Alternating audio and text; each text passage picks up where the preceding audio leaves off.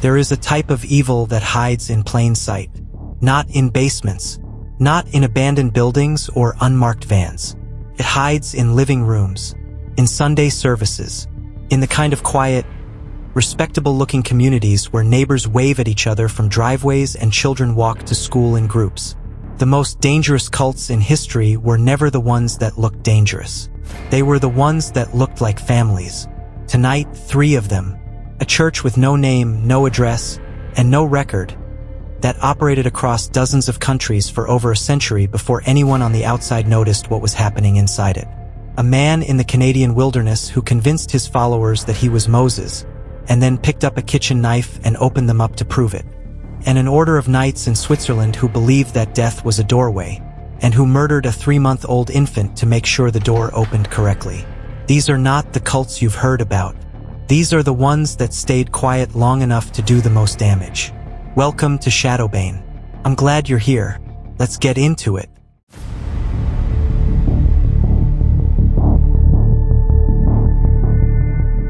Story 1. The Church with No Name. The 2x2s. Global. 1897 to present. If you have never heard of the 2x2s, that is not an accident. The group has no official name. It has no headquarters, no website, no listed address, no published doctrine, and no public-facing leadership structure. It has existed for over 125 years. At its peak, it operated across more than 30 countries on every inhabited continent. Hundreds of thousands of people have been born into it, lived their entire lives inside it, and died within it, without the outside world ever knowing the organization existed. Former members call it the 2x2s. Others call it the Way or the Truth or the Friends. Some simply call it the Church with No Name. Its own members, speaking among themselves, call it nothing at all. To them, it is simply the only way to heaven. Every other church on earth is false. Every other path is damnation. There is this, and there is hell, and there is nothing in between. It began in Ireland in 1897, founded by a Scottish evangelist named William Irvine who believed that the Christian church had drifted too far from its origins. The way to preach the gospel, Irvine argued, was to do exactly what Jesus had instructed in the book of Matthew. Go out into the world 2x2, in pairs, and live among the people you were trying to convert. No churches, no buildings, no salaries, no bank accounts, no possessions. Just faith and walking. The idea caught. The movement spread. Ministers, called workers, traveled in same-sex pairs from home to home, staying with member families for days or weeks at a time, preaching in living rooms. Members, called friends, held weekly meetings in their own houses. A hierarchy developed. Elders at the household level, workers above them, overseers above the workers, each overseer controlling a regional territory as absolute authority. And crucially, deliberately, completely, none of it was written down. There was no membership register, no published list of overseers, no official record of who the workers were, where they had been, or whose homes they had stayed in. Everything operated through word of mouth, through personal networks, through the kind of quiet trust that exists inside a community that has been told since birth that outsiders cannot be trusted. For over a century, that structure worked exactly as designed, kept the 2x2s invisible, and it kept something else invisible along with it. In June of 2022, a regional overseer named Dean Brewer was found dead in a motel room in Oregon. He was 67 years old and had served in the ministry for over 4 decades, working across at least 22 states and territories in 7 countries since 1976. He was well respected. He was known within the community as a man of God. When investigators examined the devices found in that motel room, they found evidence that Dean Brewer had spent decades as a serial child predator. 9 months later, an overseer in Idaho and Oregon wrote a letter to members. He confirmed the findings. He called Brewer a sexual predator. He said the community needed to be transparent. That letter broke something open. Within months, survivors began coming forward from around the world. From the United States, Canada, Australia, New Zealand, the United Kingdom. Women and men who had been abused as children, in their own homes, by workers who had been invited in to sleep under the same roof, sometimes in the same bedroom as the children they were there to shepherd. The pattern that emerged was not a pattern of isolated incidents. It was a pattern of system.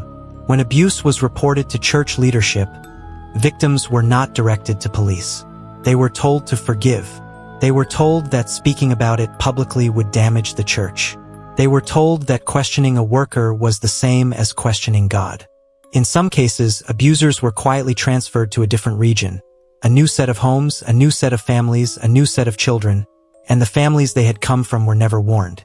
One survivor, who had been 13 years old when a worker began abusing her nightly during a 2-month stay at her family's home, described what happened when she tried to speak about it. She was told she had a bad spirit. She was told the devil was getting into her. She was told that to question a man of God was to invite damnation. She wrote a high school research paper about it in 1986. Nobody acted on it for nearly 4 decades. The number of perpetrators identified across the 2x2s has now been estimated in the hundreds. A survivor advocacy hotline in the United States reported receiving over 2,000 accounts of abuse, naming more than 900 alleged perpetrators, as of mid-2024. In Australia and New Zealand alone, advocates identified 140 perpetrators within the regional organization.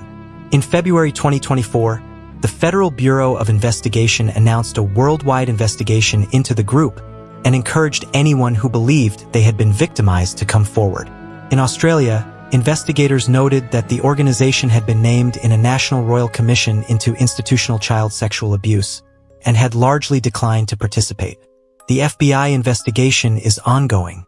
There are still children in the 2x2s right now, tonight, in homes in dozens of countries who have never heard of the FBI investigation, who have been told since they could understand language that the church they were born into is the only path to heaven, who have been taught that outsiders are not to be trusted, that questions are dangerous, that silence is devotion. That is what a century of deliberate invisibility builds. Not a church, a structure, one designed to protect itself at the cost of everything inside it. Story 2. The Doctor in the Wilderness. Rock Thériault and the Ant Hill Kids, Quebec, Canada, 1977 to 1989. In 1977, a man named Rock Thériault stood up in front of a small group of people in Ste. Marie, Quebec, and told them the world was going to end. He was charismatic. He was persuasive. He had large, steady eyes and a voice that made people feel, against their better judgment, like he understood something they didn't. He called himself Moses. He said God had come to him directly and told him what was coming and told him that Rock Thériault alone had been chosen to lead his people through it. The people in the room believed him. They quit their jobs. They left their families. They followed him. By 1978, Thériault had moved his group, 4 men, 9 women, and 4 children, deep into the wilderness of Quebec's Gaspé Peninsula, to a remote mountainside he named Eternal Mountain. They built their own structures by hand. They survived on the baked goods they sold in nearby towns. They gave Thériault everything. Their labor, their bodies, their complete and total obedience. He told them they were like ants working in an anthill. He named them accordingly. The Ant Hill Kids. The apocalypse Thériault had promised was set for February 19, 1979.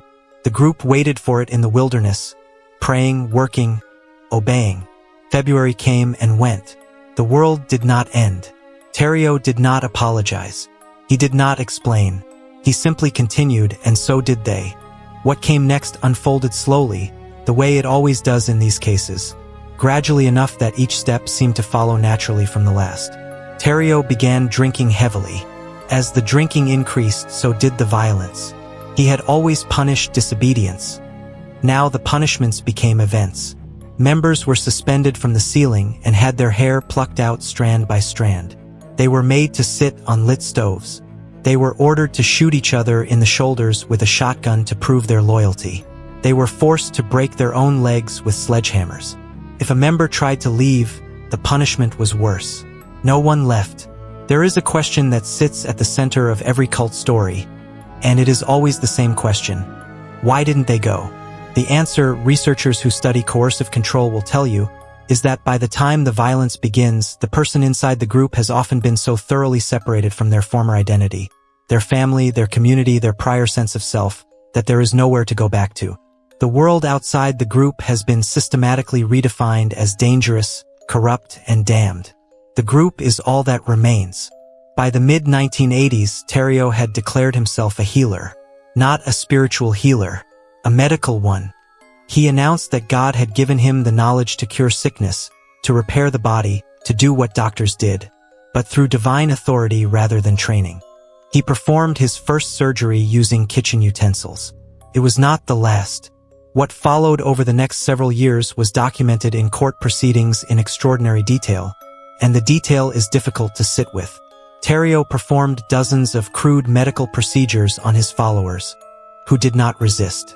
He removed teeth with pliers with no anesthetic. He injected pure ethanol directly into members' stomachs and called it a cure.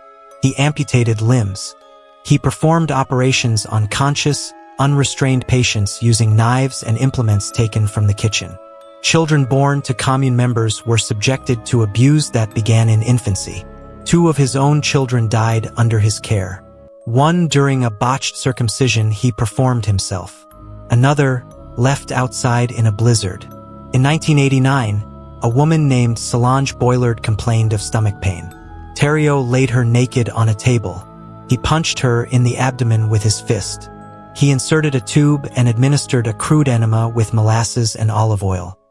He then cut open her abdomen with a knife and reached inside with his bare hands and tore out a section of her intestines. He instructed another member to sew her closed with a needle and thread. She died the following day from the damage. Terrio announced that he had the power of resurrection. He instructed his followers to saw off the top of Boilard's skull. He ejaculated into the opening in her head. He declared that she would be brought back to life. She was not. Her body was buried in the ground near the commune. It was only when another member, a woman named Gabrielle Lavallee, who had endured years of abuse including the amputation of her arm, finally managed to flee the commune and reach a hospital that the full scope of what had happened on Eternal Mountain was exposed. She arrived at the emergency room with her arm missing. The stories she told investigators took hours to document. Terrio was arrested in 1989. He was convicted of second-degree murder in 1993 and sentenced to life in prison. Parole was denied in 2002. Most of his followers, once the structure that had held them collapsed, eventually came to understand what had been done to them. Not all of them. During his imprisonment, Terrio fathered 4 more children through conjugal visits with women who had remained devoted to him. He sold his artwork through a true crime auction site until the Correctional Service of Canada intervened. He spent years in prison telling other inmates in detail about the crimes he had committed against women and children. In February 2011, his cellmate had heard enough. He walked up to a guard station, handed over a handmade knife and said, "That piece of shit is down on the range. Here's the knife. I've sliced him up." Roch Terrio was 63 years old. He had prophesied that the world would end in February of 1979. He died in February of 2011, 32 years late, and entirely alone. Story 3, Transit to Sirius. The Order of the Solar Temple, Switzerland and Canada. 1984 to 1997. They called it transit. Not death, not suicide, not murder. Transit. A journey. The idea, at the center of everything the Order of the Solar Temple believed, was that physical death was not an ending but a passage, a ritual doorway through which the soul would travel to the star Sirius, where a higher existence waited. To die within the order was not to be lost. It was to be elevated. It was a comforting idea. It was also the idea that killed 74 people across 3 countries over 3 years.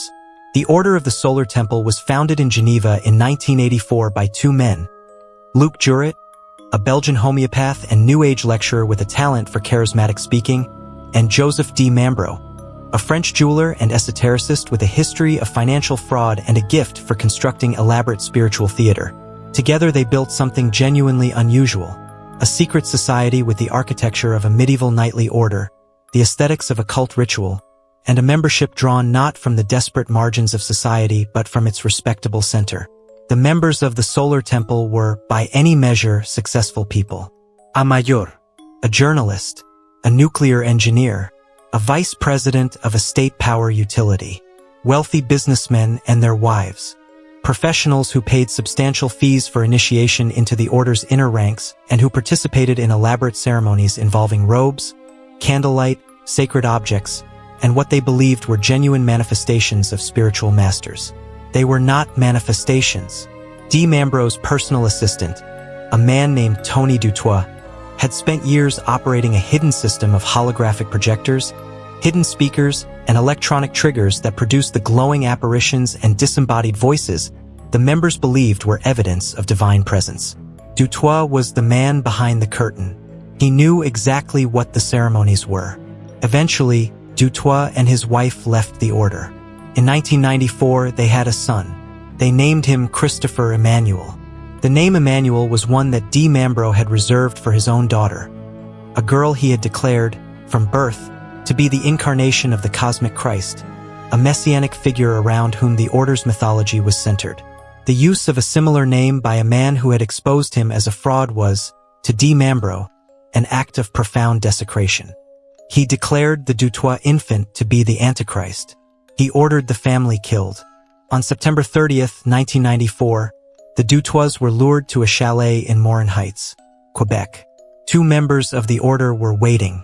Tony Dutoit was knocked unconscious with a baseball bat and stabbed more than 50 times. His wife, Nikki, was stabbed 8 times in the back, 4 times in the throat, and once in each breast, each number carrying ritual significance. Their son, Christopher Emmanuel Dutoit, was 3 months old. He was stabbed 6 times, including once through the heart with a wooden stake. The killers cleaned the scene and flew to Switzerland.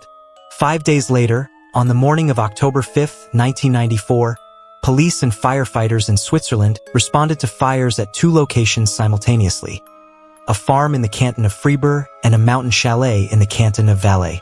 When they entered the burning buildings, they found the bodies of 53 people arranged in circles, pointing outward like the spokes of a wheel, dressed in ceremonial robes of red and gold. Some had been shot in the head. Some had been drugged and then suffocated. Some had apparently died willingly, believing they were departing for Sirius. Some had been murdered by other members before they could change their minds. Among the dead were 7 children, including D. Mambro's own daughter Emmanuelle, the girl who had been worshipped since infancy as the living cosmic Christ, who had, by the age of 12, begun refusing to play the role she had been born into.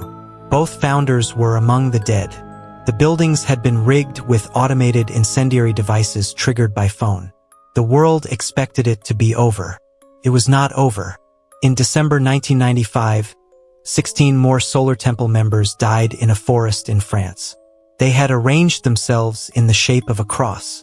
In March 1997, 5 more died in a house fire in Quebec. 3 teenagers in the house had refused to take the sedatives. Firefighters found them alive, locked in a shed beside the burning building where their parents had just died. The teenagers had barricaded themselves in. They had heard what was happening on the other side of the wall. They had not gone. In total, 74 people died between 1994 and 1997. The investigation that followed found that D. Mambro had spent the final years of the order systematically extracting money from members, millions of dollars, moved through accounts in Switzerland, Australia, and Canada, while preparing what the members believed was a collective spiritual liberation and what it actually was: a man covering his tracks. The Solar Temple had been built, in the end, on holographic light and the willingness of intelligent, accomplished people to believe in something larger than themselves. When the light went out, D. Mambro burned the whole thing down. There are no remaining high-ranking members of the order alive to be held accountable. The 3 teenagers from Quebec are still alive. They are adults now. They have spoken publicly about what it was like to be inside that house. They have never fully explained how they knew not to drink the sedatives. They just knew. A church that doesn't exist, hiding its crimes behind the silence it had spent a century building. A man in the wilderness who called himself Moses and opened his followers with a kitchen knife while they thanked him for it. And a nightly order that murdered a 3-month-old child in a ritual killing, flew to Switzerland, and laid 53 people down in a circle to be burned. The question that these cases share, the same question underneath all of it, is not how men like Thériault and D. Mambro did what they did. It is how the people around them let it go on for so long. The answer, if there is one, is that cults are not built on violence. They are built on belonging, on the deep human need to feel chosen, to feel certain, to feel that the world makes sense and that you are one of the people who understand it. By the time the violence begins, the belonging is already load-bearing. It holds everything else up. To leave is to lose everything you've been told you are. That is what makes these cases difficult to look away from, and difficult to dismiss as something that happens to other kinds of people. It doesn't. It happens to mayors and engineers and journalists and parents who love their children. It just looks different from the outside than you'd expect.